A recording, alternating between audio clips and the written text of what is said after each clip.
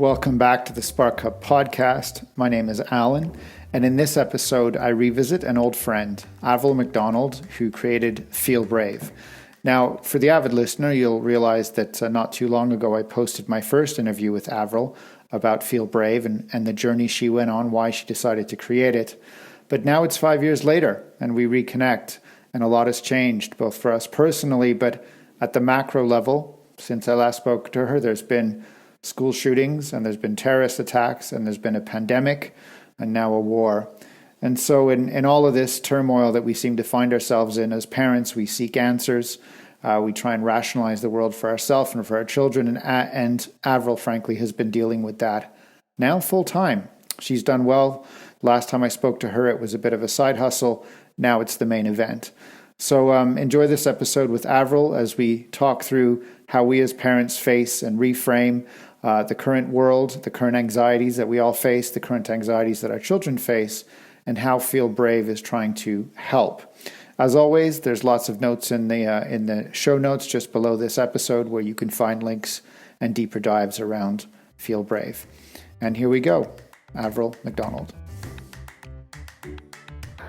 Hey, Avril, great to speak to you again. It's been, it's been specifically 5 years because I opened your book recently, the books you signed for my children, the Feel Brave books, and it was dated 2017 May. So I think that's the last time we spoke. I created an episode out of our conversation and your reading, by the way, of one of your books. But it's great to connect again. And I think, as is tradition on Spark Hub, can you start with a quote that you're inspired by that relates to what you do? Sure. Yeah, it's great to be here and reconnect with you. I love what you're doing. So a quote from me is, it's not, hang on, I'll just stop that again. A quote from me is, you don't have to have the answers. You've just got to have the conversations. Because when we can talk about our feelings or name our feelings, we can tame our feelings. Oh, I like that. And so just for, as a brief introduction, I'd love you to just tell me, I mean, I know the story, but how did Feel Brave start? When I first met you, it seemed early stage, and it seems like a lot's happened since then in 5 years, and we can get into that. But what was the embryonic moment for Feel Brave? What were you trying to achieve for the children in your life? Well, so 10 years ago, I began the Feel Brave journey, and I was turning 40, and on a selfish level, I realized I wasn't following my own dream, which was to become an artist of some description. I always wanted to be a musician, but that hadn't happened. I'd always been very creative in my work. I was in the corporate world and digital entertainment. But when I was turning 40, my heart started knocking. So I realized that I wasn't following my true, authentic dream, and that was bothering me. And along the way, I'd had children, and I had suffered from anxiety as a child. I'd been a teacher. Then I went into the business world. So I basically got to a point where I suddenly connected all my dots. I wanted to follow my dream of being an artist and a creator. I'd had children, and my daughter had her first nightmare. And managing that nightmare was very easy for me because of what I'd learned myself with managing anxiety. I just reframed the story for her. And I suddenly had a eureka moment and thought, maybe I'm not going to be a musician. Maybe I will write books in verse, because that's like writing a song, and I love to write poetry. I didn't know how to write a book, but I thought I'd learned along the way in my business world that what's called the science of achievement, that you can pretty much do anything you like if you just find someone who's doing it and ask them for their recipe. So I thought I'm going to use the science of achievement and connect all of my dots of being a teacher, having anxiety, being able to manage anxiety, and my love for song and poetry, and write books for children that help them manage tough emotions and reach their potential and feel brave. Because I thought a lot of parents, you can buy lots of books on parenting, or, the medical side of parenting. You can go to your doctor if your child's sick. But when they have their first nightmare, what do you do? It's hard to find. There's no book for that, is there? There's no recipe for that. Not really. Yeah. I mean, now there's a lot more books about parenting, but I also think, which is probably another whole podcast in itself, that when you do your own work on yourself, I don't think you need so many parent books, because I think a lot of a lot of problems we can have with parenting is really just things that we haven't been able to integrate ourselves or work on with ourselves. But that's probably another podcast. So yeah, I just joined all my dots and decided to take the long, hard journey, which has been 10 years really, for it to really start coming to fruition. But it's been an amazing journey along the way. And I've had to have a growth mindset and lots of grit and utilize all of the things and walk my talk that my books teach others about. You have to live it. And it's interesting that you were talking about anxiety, because as a mild intervention that I did recently, my oldest is going to turn 10 in August, and my youngest just turned 7 in May. And the youngest used to be the most empathetic, emotionally intelligent child of the two, if I may say that, because every child's different. Not one's not better, not one's not worse, but you can tell some have different skill sets. One is more sciencey and one is more empathetic. Anyway, the youngest, Rafe, just going through some tough times recently, and just having nightmares, as you say. And what I did is I took out one of your books about the baby dragon, and I showed him the story of how you dump out your little fuzzy worries and ask people to help you carry them so that you can run faster. And I sort of took him through this story, and it kind of helped. But I think he's at that stage where he can't quite articulate what's making him sad. And so I'm trying to coax it out of him a little bit through stories. And some of them are my own, or I tell him stories of my own, or I'll grab one of your books. And I just try to say, you got to feel brave. You got to feel brave to talk about it. I've obviously been, like anyone, have my own trauma that I have to deal with. I lost my brother a few years ago to suicide. So that obviously causes, dark moments for me. But I fight forward. I try and, as you say, feel brave, which I think is a great name for it. But how do you feel brave? And that's where the mystery lies. I think the stories you've written are great. I've got 5 of your books, but I'd love to hear. So if I back up a minute, if ever there was, since I last saw you, if ever there was a more anxiety-inducing event than the pandemic of 2020, when children had to stay home and your house had to be converted into a place of work, a place of living, and a school, all in one, I would think that would have been. I still feel there's a huge. What's the word I'm looking for? Mental health crisis that might be coming soon because of that, because of the people that were stuck home with their children. It's not a natural state. It's not natural for children not to be with their friends and their teachers. And so I bring that up as kind of a moment of trauma in our history. And, obviously you didn't know that was happening 5 years ago, but I'd love to hear what's happened, since I last saw you, since the pandemic hit, since homeschooling hit. Where did Feel Brave go in that time of span? What's happened with the project since that's happened? Yeah, a lot's happened. And what I would say about the pandemic is, there's definitely a mental health crisis around that, and there will be a huge long tail from that I think we can't know yet. But I think also, and I seem to go back to this a lot actually, I think for the parents, it was a lot of the children's problems are probably from the parents, because I know myself that all of a sudden we'd moved to Australia. I couldn't go home to New Zealand, and I'd spent 16 years in England not being able to be with my family. And when I could finally be close to my family and all my plans to then spend lots of time on missed moments that I've had in the last 20 years, I couldn't. Mm. And my partner couldn't go back to England. He couldn't go skiing, which, and we couldn't do all of those things that up until that time we didn't realize really made the balance of our happiness. And so when those things go out of whack for the parents, all these new pressures come into play, and the children are sponges and they pick that up. It's a huge trickle effect, isn't it? Huge impact. And I keep going back to this, when we're okay, generally the kids are okay. They will have their challenges, but there's so much a part of who we are, and they feel things we feel, and we forget how much they pick up. So I think that's been a massive cause of problems as well. Lots of pressure on parents, jobs being lost. People, for us New Zealanders that couldn't go home for a very long time, weren't even allowed to go home. Losing people overseas that you love, your loved ones, and not being there. That's huge trauma for families. Yeah. So it's so huge. It's making me tingle just thinking about what people have been through. So it's been massive. But the journey of Feel Brave when I left England, I had been working really hard, for the last 10 years. I've been working on this with a grit and determination that a lot of people say they don't see in many people. I am incredibly determined just because it's my heart calling to do this, and I was determined to succeed. So I came to Australia, and unfortunately at that time the Christchurch mosque shootings happened.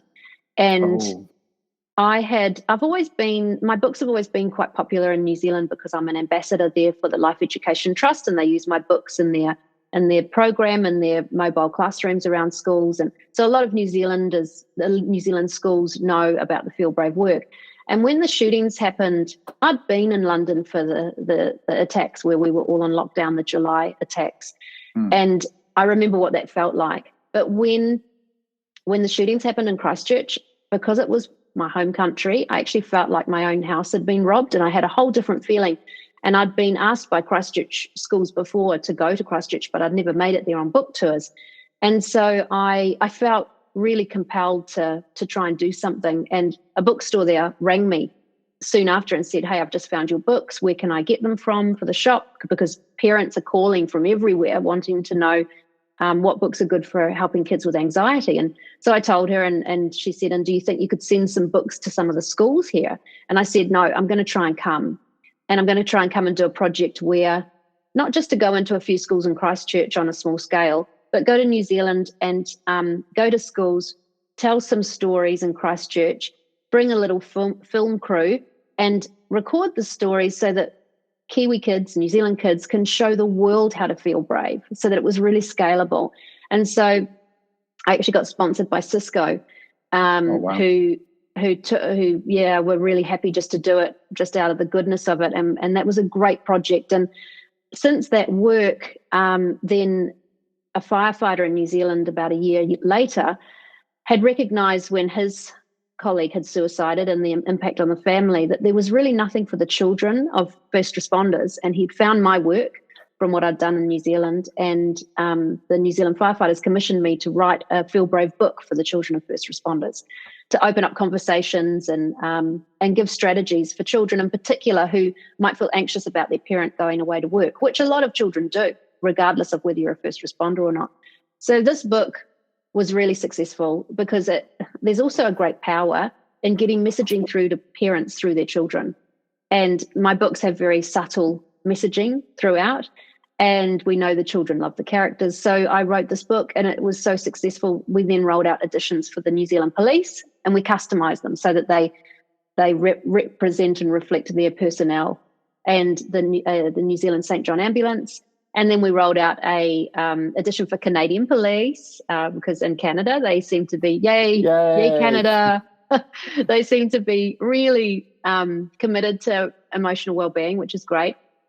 And then recently this year we launched editions for the UK Police and firefighters, and Prince William actually wrote the foreword in those two editions, and they've just recently launched. And we've had other great things like Nick Knowles has done a reading of The Wolf Was Not Sleeping, the UK Firefighters edition. So this book is really going all over the place. We're about to launch in Texas. We're doing a big launch there later in the year, and there's other states in America which are rolling out, which is hugely exciting because it's just so amazing for me to work with these organizations, because they have a whole different level of brave. There's lots of different types of brave, and I'm certainly not anywhere near the brave that the first responders have. My gosh, I'm in awe of them. But there's another brave, like you talked about before, which is having conversations. And like that quote I said, which I often say to parents, is you don't have to have the answers. You just got to have the conversations. Because a lot of parents are afraid to talk about trauma or afraid to talk about death, because they feel like they need to have answers, and we'll never have the answers. We don't know the answers, and we never will have the answers. But kids have got to talk about it, and so do adults, because when we talk about a feeling, we actually bring it from the back of our brain through to the front, and it helps us process the feeling. So it's just really having those conversations. So a lot's happened. And then also on a really fun side of it, last year, the New Zealand Film Commission funded us to make a prototype of the animated adaptation of the series, because there's always been a lot of broadcasters who have been interested in the animated adaptation of the books. And I've been in talks for about 5 years with a lot of the key players around the world, and they all say it's not a matter of if but when, because they know the work's powerful and the creatures are beautiful. So we've now created this beautiful 2-minute proof of concept of my Stars in the Night poem, which is a little gratitude poem where you think of all the people you love and you stir them around in a bowl like a hot chocolate and drink them up. Yeah. It's a really powerful gratitude exercise that puts kids in a positive state of mind immediately. And when we practice gratitude, we don't feel fear or anger or pain. So it's a really amazing resilience building technique to practice gratitude. So we've created that, and I'm working with Pukeko Pictures in New Zealand with that. They're the Weta Workshop people who are amazing world leaders in animation. So there's lots of really exciting things going on, and it's such a thrill now to be able to do this as my day job, because it's hard wonderful. As an artist to do that. Yeah. There's two things that occur in what you've just said. Firstly, the front line, police, ambulance, and fire, and secondly, the snowball effect towards animation. But I'll start with the first one. So, I look at in my early life was into policing. I actually worked as a police officer in Montreal as a cadet for a couple of years in my early life. And I thought it was going to be one of the greatest careers in the world. But then I managed to go somewhere else, and I ended up in business. And so my life changed. But I look at policing now and first responders across the board. And it's the amount of stress they're under, not just because of the latent anxiety that's been built up around the pandemic, but the health, the worry. It's a huge thing that, as you say, has been building up and is going to have effects. And so I don't know how we prepare for that. As you say, there's no answers, but at least we're aware of it, which I think is a good thing. And how do we help, police, firefighters, and first responders deal with that? How do we help parents deal with that? And I think fundamentally what I've noticed in the past few years is, frankly, the conversation piece, which is there's loads of podcasts out there now. There's loads of content out there now. It is a bit messy and fragmented. But there is gold dust and all that. And I think that the conversation helps, because what I think of when I think of conversation, there's a moment in history where conversation changed everything, which was the apartheid in South Africa. And when Nelson Mandela came to power, everyone feared he was going to be vengeful or he would enact policies to punish call it the oppressors. But he made a very interesting observation, which is that those people that were participating as oppressors didn't realize it themselves. And so how do you open their minds to it? Truth and reconciliation.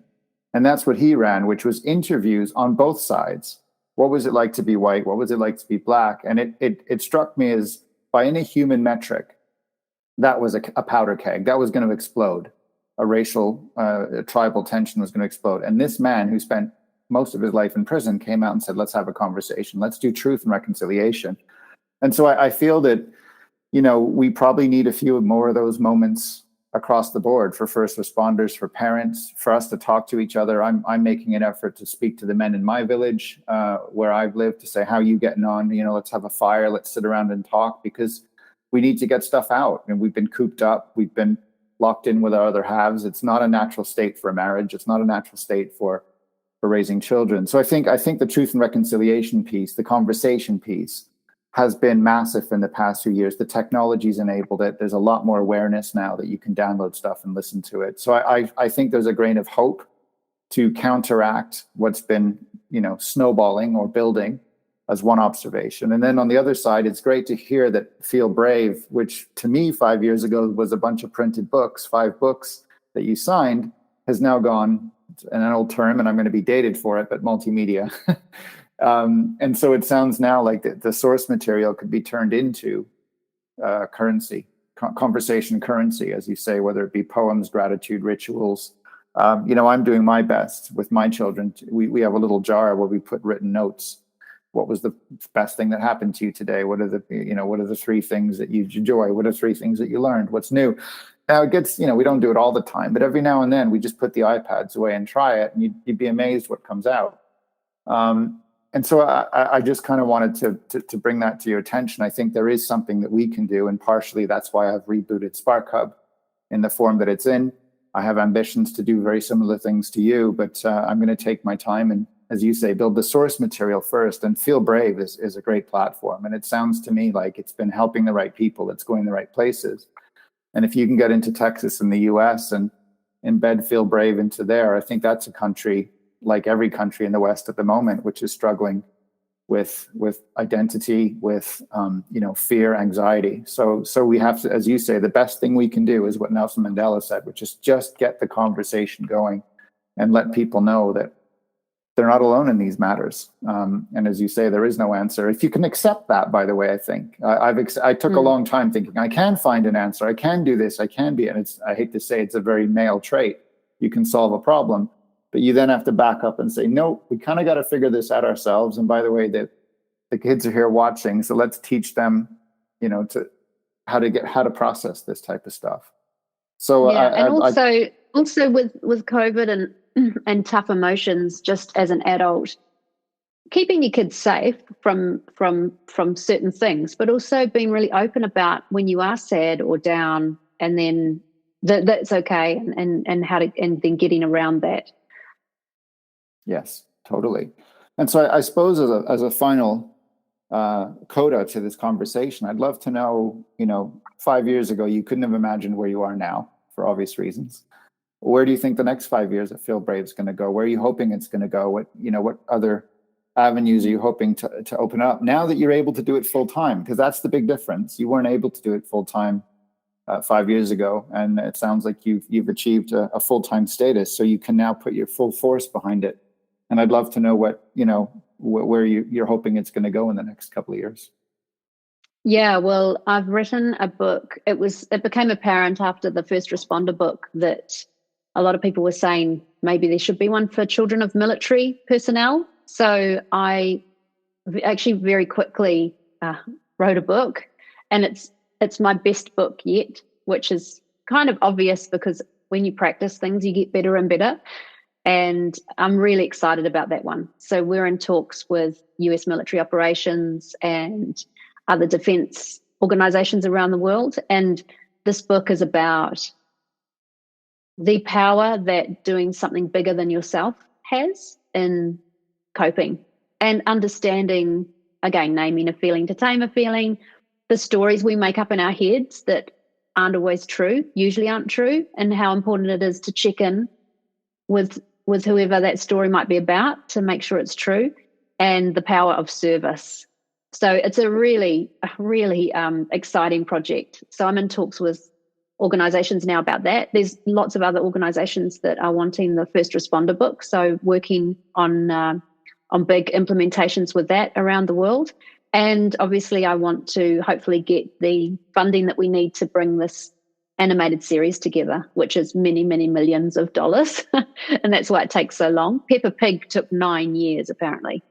And by the way, the Simpsons took a long time too. So if you look at Peppa Pigs and Simpsons and all these animated series, don't think for a second it was overnight success, because it wasn't. They had to chip away, prove the material, prove the audience, prove the demand, and eventually someone's going to look at that and go, switch it on. Yeah.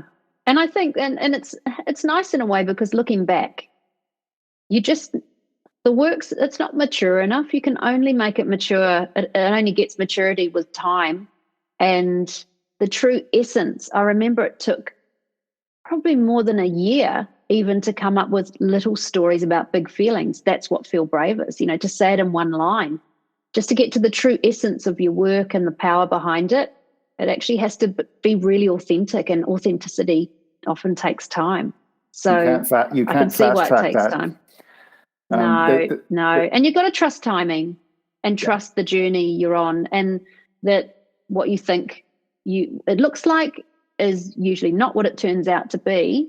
But when you look back, you can connect the dots, and I can see why that led to there, or someone I might have connected with 5 years ago, suddenly then we're connecting again, and it's different timing and dynamic, and energy is different. And so you just trust timing and trusting. I've written a lot of articles about my journey and being brave, the brave you need to authentically try and live your dreams. And a lot of that is around having a really good relationship with failure. And that's really hard. But I have learned through my journey that it's when I'm in the real dark shadows, or if you know about Joseph Campbell's hero's journey, when you're at the death and despair or the trauma, now I actually see past that and get excited about what's going to birth out of that, even though at times that's been devastating no's I've had or deals that I thought I had that then fell through. It's just getting comfortable with that and having that growth mindset, which is, again, what the key things that we always try and teach our children, because that resilience and adaptability is what makes you the strongest. I will add one quote to what you just said, which is one of my favorite quotes, which is from Warren Buffett, who is known as the Sage of Omaha. He's known as one of the wisest investors in the world. And he says, sometimes things just take time. You can't have a baby in 1 month by making 9 women pregnant. It takes 9 months, and all his business investments are over 10, 20, 30 years. So he doesn't believe that you make a quick buck. He believes that you look at, the origin story of a company, what it can produce, what value it can deliver to the world. And then you invest in it over the long term, which is clearly what you've done. So whether you know it or not, you followed that advice. And here we are 10 years later. Exactly. Well, listen, Avril, it's great to connect with you again. I really appreciate you coming on the Spark Hub podcast. And I look forward to following the journey again. And, the books are very much not collecting any dust on my bookshelves as I try and pull them out for reference. And I, even if the kids don't want to read them anymore, it's the idea of Feel Brave, just saying that little trigger to say, feel brave, and here's why. And it kind of gives me an excuse, as it were, to have those conversations. And as you say, I don't have the answers, but we'll collaborate and hopefully we'll figure them out. So thanks for joining me today. I really appreciate it. Well, one thing just to add to that too is that these feeling brave and these little doses you need to do every day. You need to practice techniques because it's like a muscle. If you're in a panic attack, you can't just suddenly call on a new breathing technique to drive you out of it or guide you out of it. You have to practice it every day. And that's what Feel Brave is about, is what can we do every day that's just small and easy and then becomes part of a routine that actually helps develop that muscle and keep us strong for the times when we really need to call on it. And we all need to call on it, at times. And it takes us by surprise. But if we've got them in our back pocket, if we've got the tools, then we can call upon them and use them, and they work. Very great advice. Well, thanks again, Avril. This has been phenomenal. We could probably fill hours and hours, but I think I've got the gist of it, and I'll definitely put all kinds of notes below to links to Feel Brave for those that want to go a little bit deeper. Thank you. Great. Thanks for having me. Thanks for listening to this episode of our podcast. If you like what you hear, you can dive into a lot more on thesparkhub.com.